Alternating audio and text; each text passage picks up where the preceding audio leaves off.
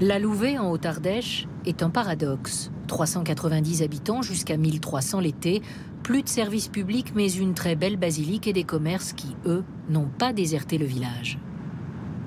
On a une épicerie, on a boulangerie, on a boucherie, charcuterie. Un camping, une pharmacie, un coiffeur aussi et un bar où monsieur le maire ce matin-là nous accompagne. Bonjour. Bonjour, on vient vous embêter. Voilà. Parler des services publics plus précisément, ou plutôt de leur disparition. Partout, ils essayent de les fermer, alors il faut quand même essayer de les garder dans nos petits patelins.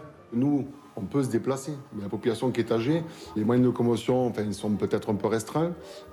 Internet, ils ne connaissent pas. C'est la communication, c'est un contact, et s'il n'y a plus ces contacts, c'est triste, quoi. Voilà. C'est aussi du lien social. C'est du lien social, tout à fait, voilà. Le lien social, qui serait donc oublié dans cette campagne. Dans les présidentielles, on fait abstraction de tout ça.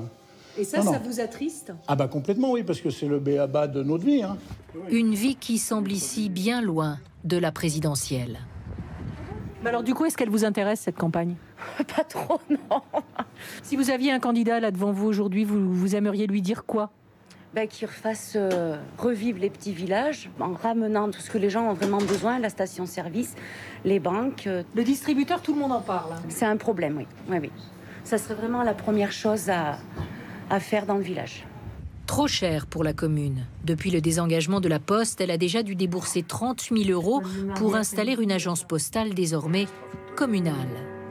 La commune qui gère aussi l'école privée. La seule restée au village. Vous la trouvez comment, votre école? Elle est bien? L'école, c'est un budget de 35 000 € pour 350 000 € de dotation d'État. Ça représente, beaucoup, ça fait 10%. ça représente 10% du budget communal. Voilà. Concrètement, on est obligé de s'en sortir tout seul. Alors, on est très heureux, ça fonctionne bien. Mais c'est un peu le système D, c'est ce que vous êtes en train de me dire? Ah, c'est complètement le système D. C'est des bénévoles qui s'occupent de gérer des choses qui, normalement, ne devraient pas totalement être de leurs compétences, quoi. L'école, indispensable pour garder des habitants. S'il n'y a plus d'école, c'est la mort du village? Oui, s'il n'y a plus d'école, c'est un petit peu la mort des villages. Dans nos zones rurales, on est déjà déshérités parce qu'il n'y a pas beaucoup de travail, les gens vont travailler ailleurs. Donc s'il n'y a plus les enfants, il n'y a plus rien, et puis tout va s'appauvrir, il n'y aura plus rien du tout. Pour pallier l'absence de services publics, il y a dans certains villages des espaces France Service. Ce sont en quelque sorte des points relais des services publics pour la sécurité sociale, les impôts. On peut aussi y faire renouveler ses papiers d'identité. Plus de 2000 sont installés en France. Mais est-ce vraiment la panacée? Nous sommes allés voir dans les Alpes de Haute-Provence. Bonjour, nous voilà donc dans l'espace France Service.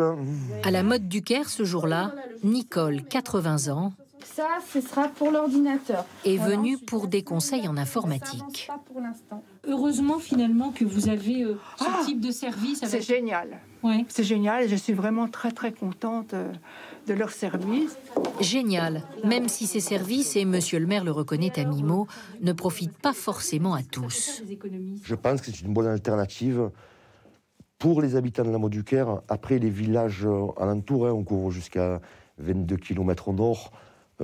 C'est un peu moins fréquenté pour cette population-là, quoi.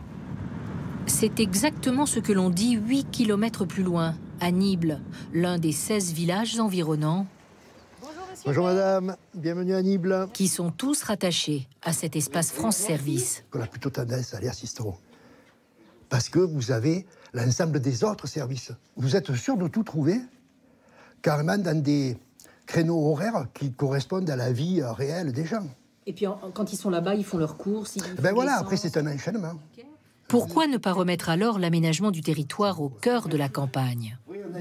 Ça serait un véritable débat de ces élections présidentielles. Pourquoi ne pas inscrire dans la Constitution la notion d'espace? Espace territoire rural. Oui, territoire. C'est un atout pour notre pays, là, en réalité. Un souhait supplémentaire à faire remonter à quelques semaines de la présidentielle.